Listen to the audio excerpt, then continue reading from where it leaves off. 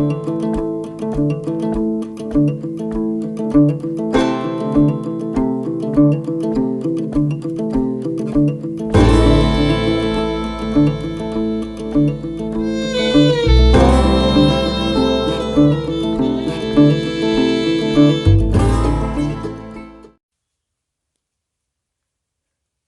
afternoon, everybody, and welcome to Blue Ridge Off Grid. It is a cold, drizzly day here in the mountains of North Carolina, and it's about 38, 39 degrees where I'm at, according to my thermometer. I wish we would get some snow from this system.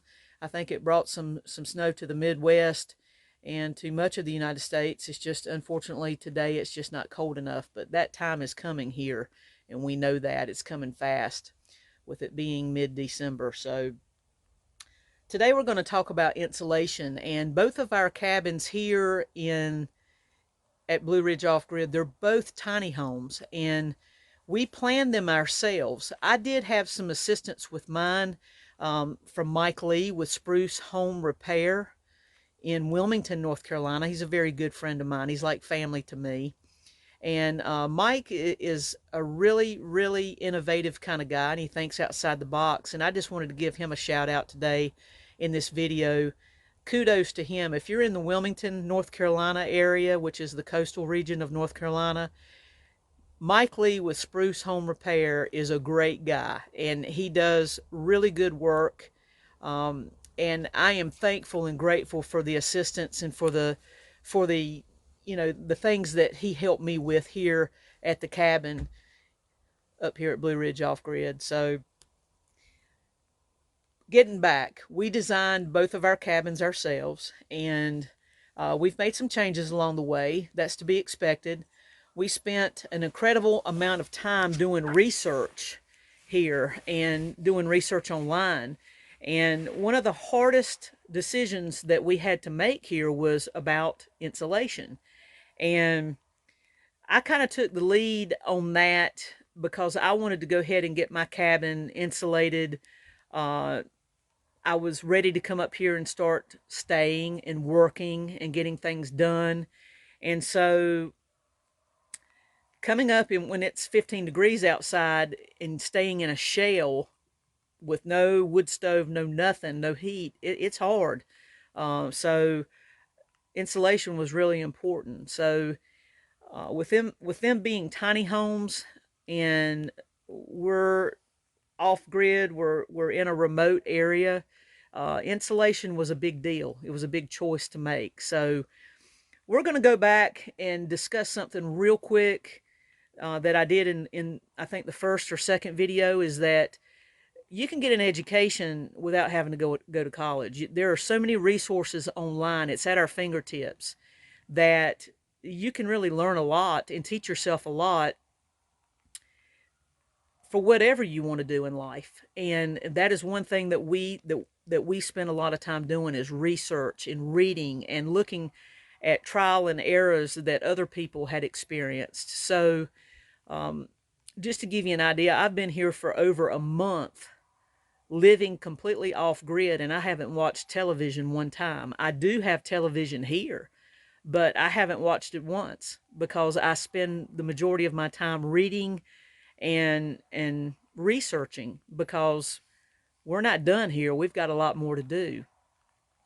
So today we're going to talk about insulation, why we chose the insulation that we did, and how we chose the insulation we did.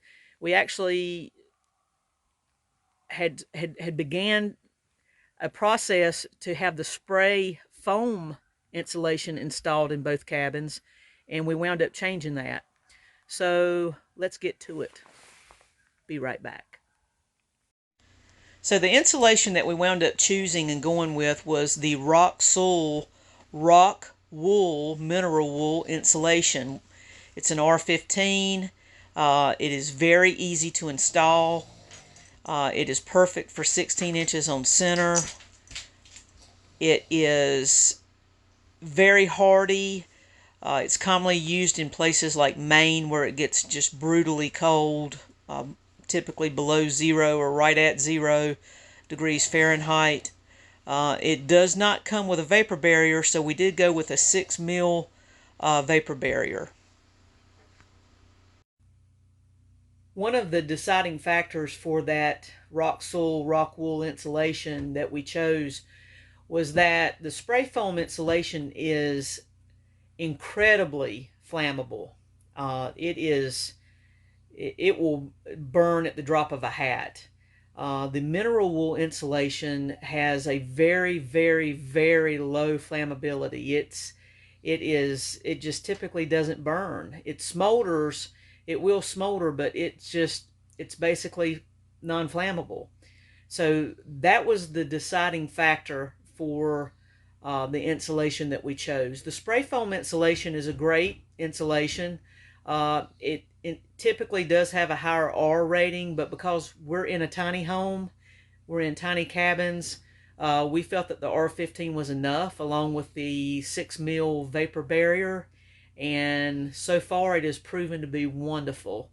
We are snug as a bug in a rug here at Blue Ridge Off Grid. We hope you enjoyed today's version of Blue Ridge Off Grid, and we encourage you to continue to join us. Tomorrow we'll be posting another video, and it will be relevant to why we chose this property and the deciding factors for choosing it. Those of you who have reached out to me, I've had several people reach out to me over the past couple of days since we started this series, and they've asked me, why did you choose that land and how? And they need a little direction in creating their own off-grid adventure, off-grid experience. So tomorrow we're going to discuss that, and it is very relevant, a very relevant video tomorrow if you're interested in creating an off-grid experience, solely off-grid experience and adventure. It is very relevant, very important. It's going to teach you a lot. It's going to point you in the right direction as to how you should begin and proceed in creating something similar to what we've done here. So at any rate, thank you so much for joining us again, and please give us a like, a thumbs up. Please share when you're available to do that, and please subscribe. And we would love comments, any suggestions that you have to the channel. We're very open to that. Also, any questions that you have, please feel free to do that in the comment section below. Thank you again for joining us. Ashton's out running around in the rain. He's going to get red paws, so I'm going to go get him put up. But we will see you again tomorrow here at Blue Ridge Off Grid. You guys have a safe evening. God bless, and we'll see you soon.